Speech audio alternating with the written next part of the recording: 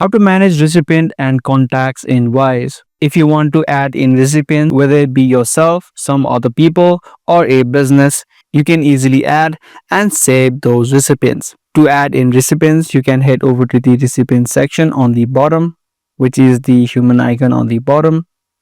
And if you scroll down, you can tap on add recipient. There are a few ways that you can add them, such as through the Wise tag, the phone number or the email address, by adding in bank accounts, or you can also upload a bill or an invoice. Tap on add recipient and then select the currency. Once you select the currency, as I said, you can also add in people through the Wise tag email address or phone number, or you can also add in through the bank account. Either you can add yourself, someone else, or add a business or a charity.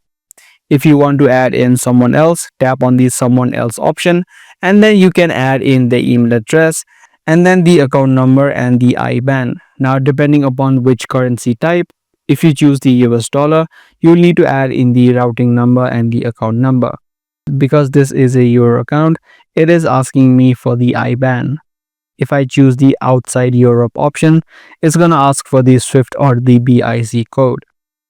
So once you add in recipients, what you can do is whenever you try to send any payments, you'll automatically get an option inside of the send section to send to that particular recipient that you just created. This way you do not need to constantly add in account numbers.